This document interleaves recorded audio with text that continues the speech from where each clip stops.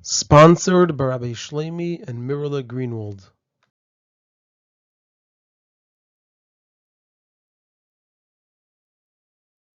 This is a Sikha from Likkutei Sichos, Chelik Yud Aleph, Parshas Pekudei Sicha Aleph.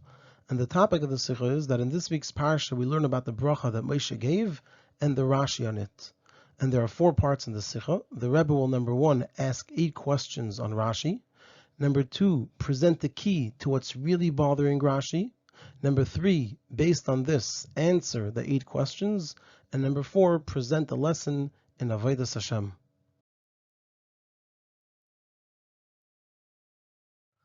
On the pasuk in our parsha, after the completion of everything that had to be done for the Mishkan, where it says, "Vayar Moshe es kol hamlacha gomer," and Moshe saw all of the work, all of the labor, "Vayavarach oisa Moshe," and Moshe gave them a bracha. So Rashi quotes the words, "Vayavarach oisa Moshe," and Moshe gave them a bracha, and Rashi explains, "Amar lahem," he said to them, "Yihi rotzein shetishra shchina b'maaseh yadechem." May it be the will that the Shechina should dwell in the work of your hands. And he told them another thing, Vihi noyam Hashem Elokeinu aleinu v'gemer, and may the pleasantness of Hashem Elokeinu be upon us. And regarding this other thing, Rashi says, V'hu echad miyud aleph mizmerim shebetfila l'Moshe. It's one of the 11 mizmerim that are in Tfila l'Moshe. So in Tfila l'Moshe, we have one of the mizmerim that Moshe Rabbeinu said. There are 11 of them, and this is in one of them. It's actually in the very first one of the 11 mizmerim. And there are 5 questions here. And as we'll see, there are another 3 questions when we compare this Rashi to another similar Rashi. The first question is, what's difficult over here that compels Rashi to explain what the bracha was? Why does Rashi have to say anything over here? It would seem that after they didn't fulfill the command of Hashem and they receive a bracha, that it's self-understood what the bracha is. They just did what Hashem told them to do, and they did it exactly as Hashem told them to do it. And so if it says that they received the bracha, it seems like it's self-understood what their bracha was. The bracha is something to the effect of Ashreinu Mativ Chalkeinu or Yashakayach. So why does Rashi have to say anything over here? And this question is especially difficult since Rashi says that it's not a bracha at all, but rather a tefillah, because Rashi says, Amar lehem Yehi Ratzin, and Yehi Ratzin are the words of a tefillah and not the words of a bracha. The second question is, the words Amar lehem at the very beginning of Rashi seem to be extra. It already says in the pasuk Vayivarach Oisam, so all that Rashi needs to do now is start with saying what the bracha is, Yehi Ratzin. Why does Rashi first write the words Amar lehem? The third question is, from where does Rashi know to add the second bracha of Hinoyam Hashem Elokeinu aleinu v'gemer? From where does Rashi know to add that this was said over here by Moshe Rabbeinu?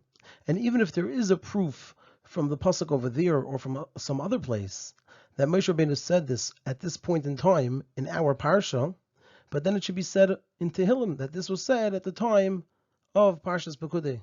The only reason Rashi would say it over here, if there's a proof over here that Moshe Rabbeinu said the second bracha as well. So the question is, what's the proof over here that Moshe Rabbeinu said this? The fourth question is, what is Rashi hinting to by adding v'gomer? He says, V'hinayam Hashem Elokeinu aleinu v'gomer. What is he hinting to with the word v'gomer that is somehow answering the question of a Talmud Mamulach, a seasoned student? When Rashi adds the word v'gomer, he's alluding to the next words, that those next words would be helpful to answer the question of a Talmud Mamulach. So the question is, what is it that Rashi is hinting to over here to answer the question of the Talmud Mamulach? And the fifth question is, what is Rashi teaching us by adding V'hu echad miyud aleph mizmerim shebetfila l'Moshe? This is one of the 11 mizmerim of Tfila l'Moshe. Why does Rashi have to tell us that there's 11 mizmerim of Tfila l'Moshe if this is actually, these words V'hinayam Hashem Elokeinu aleinu are in Tfila l'Moshe itself? And even though the Rebbe points out in the Sikha that that's what's brought down in the Medrash, but number one, that's not what Rashi does. He doesn't copy Midrashim word for word. He only brings down what's relevant in Pshuto Shel Mikra. And number two, Rashi doesn't even mention that it's Kidei Isa b'Medrash, that this comes from the Medrash. And so from here it's understood that this is completely within Pshuto Shel Mikra and it's not related whatsoever to the Medrash. The Sikha continues by pointing out that there's actually a very similar Rashi in Parsha Shmini on the pasuk Vayavai Moshe va'Aaron v'Gomer, and Moshe and Aaron came Vayetzu Vayavorchu Sa'am, and they went out and they gave the nation a bracha. So Rashi says, Amru, they said, V'hi noyam Hashem aleinu, may the pleasantness of Hashem be upon us. Yehi rotzain shetishra shchina b'maaseh yedeichem chulu. May it be the will of Hashem that the Shechina should dwell in the work of your hands, etc. And there are three questions here. So that makes it questions 6, 7, and 8. So the sixth question is, there in the Rashi in Parsha Shmini, he doesn't conclude with the words v'goymer. He doesn't say v'hinayam Hashem aleinu v'goymer v'hu echad miyud aleph mizmorim shevet tefillah l'Moshe. And the question is, why not? The seventh question is that the order of the brachas is reversed. Over there in Parsha Shmini, Rashi first says v'hinayam and then yehi, and in our Parsha, Rashi first says yehi and then v'hinayam. And the eighth question is that there Rashi says Amru, they said. It doesn't say Amru lahem, they said to them. And here he says Amar lahem, he said to them. So how come over there we don't have the word lahem, and here we do have the word lahem?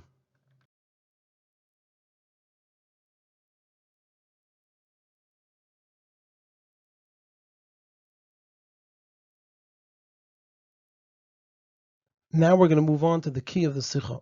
And based on this explanation, it's going to lead into the answer of all of our questions on Rashi. So the explanation of all of this is as follows. The difficulty here is that the Psukim here are discussing the completion of the making of the Mishkan and its Kalim, which was done by the Chachmei Lev. And since the pasuk concludes with saying Vayavarach Oisam Moshe, so it seems that Oisam refers to the Chachmei Lev. And so it's not understood. Why didn't Moshe give a bracha to all the Yidden, not just the Chachmei Lev, when each man and woman brought what was needed for the Mishkan? And they didn't just bring it on a, in a basic way. They brought it to the extent that Moshe had to announce that they should stop their donations. So why didn't Moshe give a bracha to the entirety of Klal Yisrael? And even if you explain that when it says Bnei Yisrael in the previous pasuk about them building the Mishkan, that it refers to all the Yidden, and it refers to the donating to the Mishkan, because that's part of building the Mishkan, but still, why would Moshe wait close to half a year to give them this bracha? Because this is occurring when the Mishkan was already built, which was 6 months, and so it was close to 6 months after the Yidden made their donations. And because of this question, rather we must say that either Moshe certainly gave them a bracha at the time, and it doesn't have to be written because it's obvious, or that there's no need to give them a bracha because it's obvious that he's thankful. And based on this idea, it's going to lead into answering all of our questions.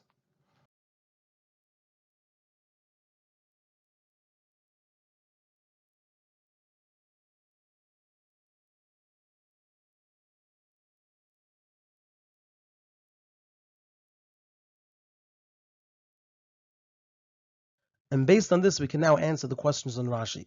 And therefore, because of this idea that we just explained, so we must say that when it says here in our pasuk, Vayivarach Oisam Moshe, we have to say that it's not a regular bracha, since then it would not have to be written or not even be said.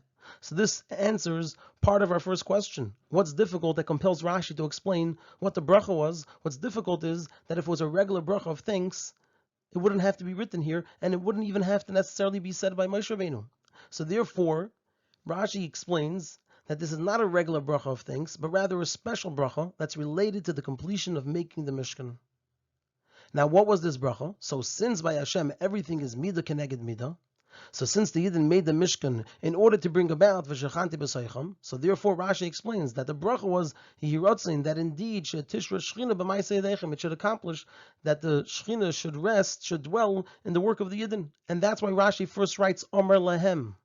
Rashi starts off, so we're answering our second question. Why does Rashi start off by saying Amr Lehem? Because the reason this bracha is mentioned in the pasuk, as opposed to a bracha of thanks, is because it wasn't just a regular bracha of thanks, but rather something which is relevant to them and what they were seeking to accomplish. So that answers to us what's difficult to Rashi here. What's difficult to Rashi here is why would this bracha have to be mentioned? And Rashi therefore says it has to be a bracha related to what they were trying to accomplish, which that is the bracha, which is really a tefillah.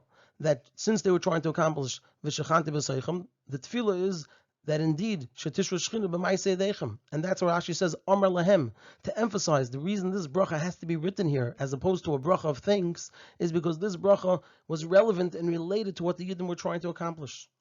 Now we're going to move on to answer the third question. So, however, there's a question here. Rashi just taught that the Yidden weren't able to erect the Mishkan. Just prior to this, Rashi explained that the Yidden weren't able to physically build the Mishkan, and Hashem told Moshe to make as if he's standing up to crush him, and he, Hashem, would actually make them stand up. And if so, there should also be a bracha for Moshe, since he participated, but it should be such a bracha that includes the Yidden, since the doing of Moshe over here completed the work of the Yidden. And therefore Rashi adds that we find the idea of Yehi Ratzon Shetishra Shechina b'maaseh yedechem in the pasuk of V'hi Noyam Hashem Elokeinu Aleinu, and in it Moshe included himself with the Yidden. So that's where Rashi adds that there was a second bracha, so that it should explain to us how Moshe was also included in it since he participated. And to answer the fourth question, and Rashi adds the word V'geimer, if a Talmud Memulach will ask why it says Aleinu in the pasuk over there, V'hi Noyam Hashem Elokeinu Aleinu, if Moshe Rabbeinu over here said he wrote in Shetishra Shechina b'maaseh yedechem that it's just a Yidden, so why does he include himself Aleinu? So the Talmud Memulach can see that the next words, it says right afterwards, V'hinoyam Hashem Elokeinu Aleinu u'maaseh yadeinu, that Moshe Rabbeinu also participated. Like we said, that Moshe Rabbeinu made as if he was lifting up to crush him, and Hashem made them actually stand up.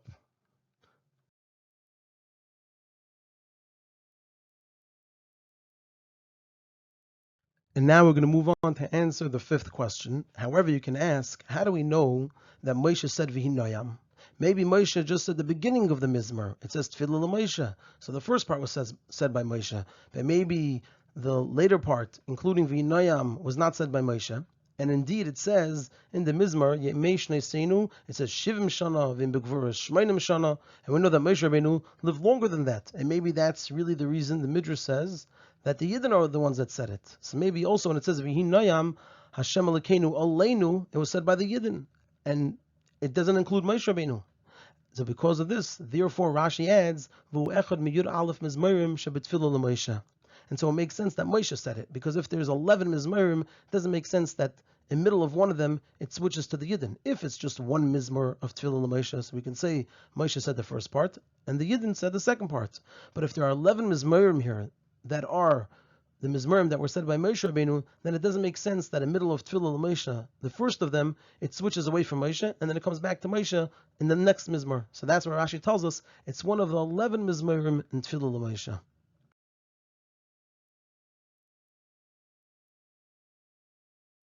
Now we can understand all the changes in Rashi in Parsha Shmini.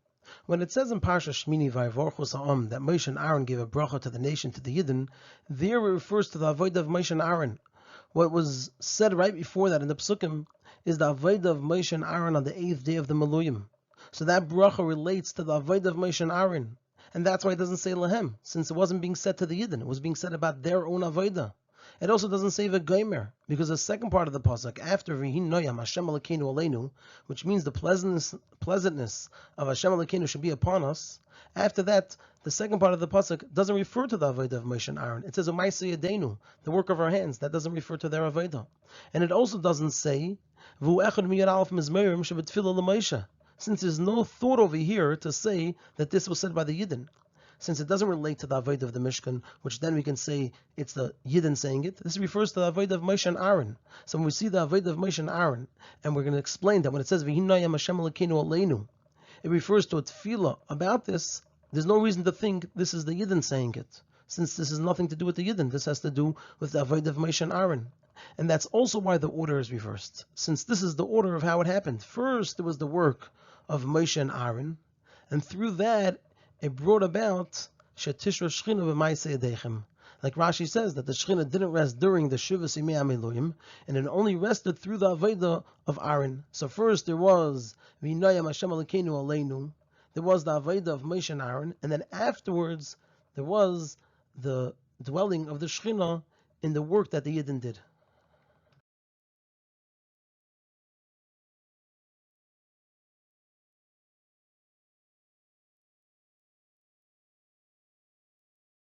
Now we're going to move on to the Hira, the lesson from this teaching of Rashi.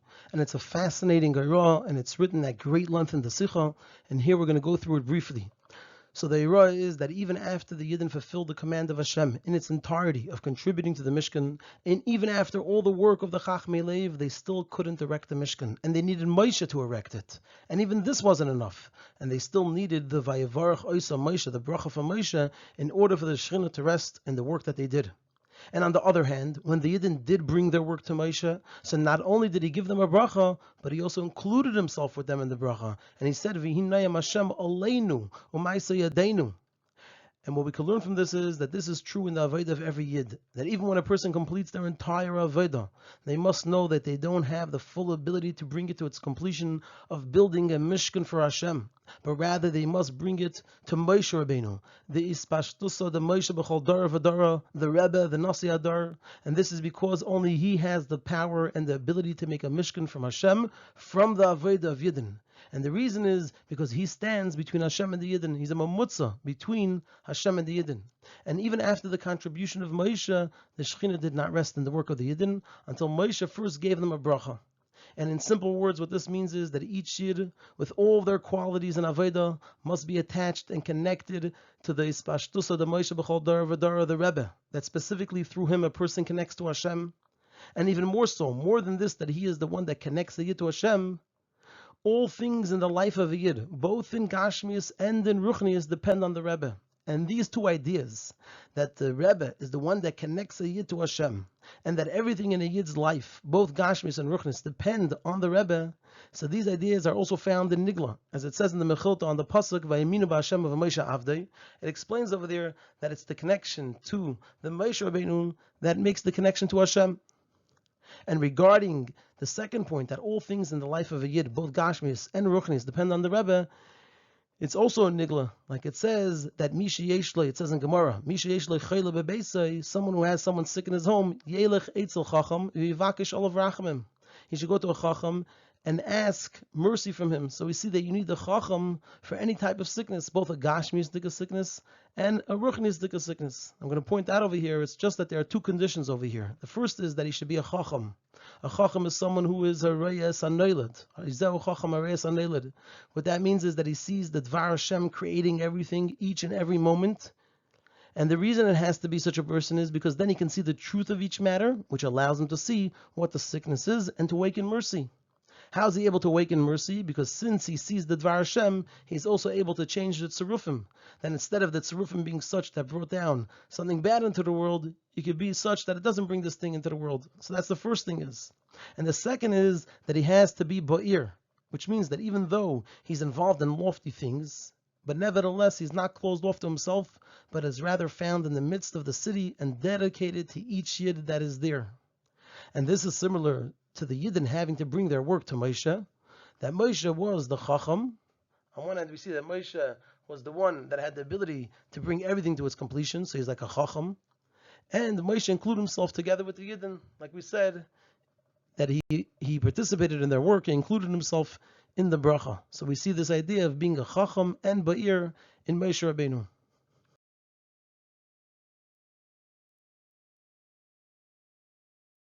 And for the final part of the Hira, however, before the Yidden come to Moshe, before we come to the Rebbe, to the Nasi Adar, it says, Vayasu b'nei Yisrael kachol asher tziva Hashem, meaning that before the participation and bracha of Moshe, Vayasu b'nei Yisrael kachol asher tziva Hashem, the Yidden did everything that they were able to do to the fullest extent. And this teaches us that a person only merits the participation and the bracha of the Ispashtusa, the Moshe B'chol Dara V'dara, when they do their avodah to the best of their ability.